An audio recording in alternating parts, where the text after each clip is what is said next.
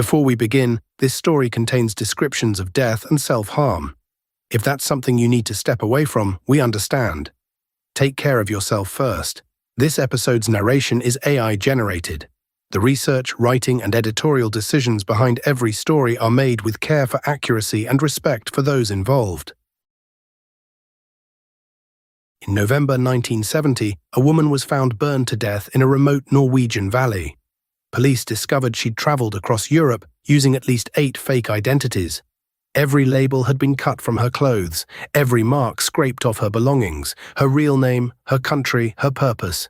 No one has ever learned who she was. You're listening to The Unlit Room. Every story in here actually happened.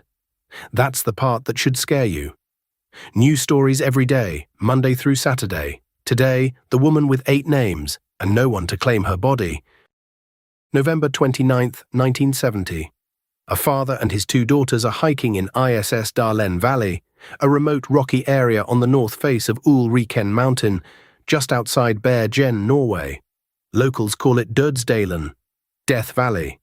The name isn't metaphorical. For centuries, it's been known for suicides and hiking accidents. The morning is cold, grey. The kind of Norwegian November where the light never quite arrives. They're picking their way across loose rocks, what hikers call scree, when one of the daughters stops. She's seen something among the boulders, a body. Police lawyer Carl Halvor Ars is the first officer to reach the scene. Years later, he'll tell the BBC he remembers one detail above all others. The smell, strong, unmistakable, burnt flesh. The woman's corpse is sprawled across the rocks. Her arms are extended upward, hands clenched near her torso, what forensic investigators call the boxer position.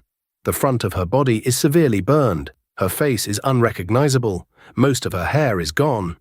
But the back of her body, completely unburned. Officer Ars photographs the scene. He inventories what's left. The remains of rubber boots, a woolen jumper, a scarf, nylon stockings, an empty liqueur bottle, 2 plastic water bottles, a broken umbrella, 12 sleeping pills, Fenimal brand, scattered near the body, and then he notices something strange. Her watch, 2 earrings, and a ring aren't on her body. They've been placed beside it. Arranged, as if someone had laid them out deliberately. Forensic investigator Tormod Bunes arrives later that day. He'll describe the scene in an interview decades later. The placement and location of the objects was strange. It looked like there had been some kind of ceremony. A suicide in Death Valley isn't unusual, but this doesn't feel like the others. Bergen is Norway's 2nd largest city, a port town surrounded by 7 mountains. In 1970, it's still recovering from decades of wartime occupation. The Cold War is very much alive. Soviet submarines patrol the North Atlantic. NATO keeps a close watch on Norway's coastline. It's a place where secrets matter. The autopsy is conducted at Haukeland University Hospital. The pathologist's report is meticulous. The woman was between 25 and 40 years old, roughly 5 feet 4 inches tall, dark brown hair, small brown eyes, cause of death, phenobarbital overdose, between 50 and 70 sleeping pills in her stomach. But there's something else, soot in her lungs, which means she was still breathing when the fire started. She was alive while she burned. There's a bruise on her neck, a trace of petrol beneath her body. The pathologist rules it a probable suicide, but several investigators, including Officer Ars, will spend the rest of their lives unconvinced. Meanwhile, police canvass hotels across Bergen. They distribute sketches of the woman. They check missing persons reports. Nothing. And then, on December 2nd, they catch a break. 2 brown suitcases have been sitting unclaimed in the left luggage department at Bergen railway station.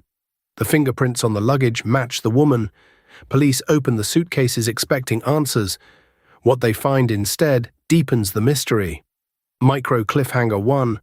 Inside, wigs in different colors, non-prescription glasses, clothing, all with every label removed, cosmetics from multiple countries, a tube of eczema cream with the prescription label scraped off completely. German and Norwegian paper money, Belgian, British and Swiss coins, and hidden in the lining of one suitcase, 5 100 Deutsche Mark notes. worth about $137 in 1970. Not a fortune, but hidden like one. There's also a small notepad. At first, the entries look like gibberish, but investigators crack the code. It's a travel itinerary. Police begin tracing the woman's movements. What they discover is meticulous, obsessive, professional. March 21st, 1970. She checks into the Viking Hotel in Oslo as Genevieve Lancier from Loire-Venne, Belgium. March 24th, Hotel Bristol, Bergen. Now she's Claudia Tielt from Brussels. October 29th, KNA Hotelet, Stavanger. Claudia Nielsen from Ghent. November 9th, St. Svithin Hotel, Stavanger. Fenella Lorch. She buys rubber boots from a local footwear store. The salesman, Rolf Rötvedt, will remember her decades later. She took an unusually long time choosing. She spoke English with an accent. She smelled of garlic. November 18th, Hotel Rosenkrantz, Bergen. Ms. Lienhaufer. November 19th, Hotel Hordar High Men, Bergen. She requests room 407 specifically. She checks in as Elizabeth Lienhaufer from Ostend. The staff describe her as good-looking. Watchful, she kept mainly to her room. At one hotel, she requested a room change 3 times. Handwriting experts analyze the hotel registries. All the signatures are hers. But the names, all fake, all Belgian. At least 8 different identities. The addresses she gave don't exist. The cities are real, but the women named Genevieve Lancier and Claudia Tielt and Fenella Lorch are not. Whoever she was very good at not being found. In 1970, Europe is still carved into spheres of influence. The Iron Curtain runs through the middle of the continent. Intelligence services, East and West, run operations across borders. Fake identities, coded notebooks, hidden cash, these aren't the tools of tourists, they're the tools of professionals. But professionals working for whom? Micro cliffhanger too. Investigators find something else in her travel notebook. Dates, locations. And when they cross-reference those dates with declassified Norwegian military records, a pattern emerges. Her movements match, almost exactly, the schedule of classified Penguin missile tests conducted by the Norwegian Armed Forces.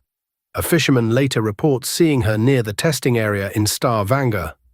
She wasn't just traveling through Norway, she was watching something. 5 days before her body was found, a man was hiking near Fløyen, a hillside overlooking Bergen.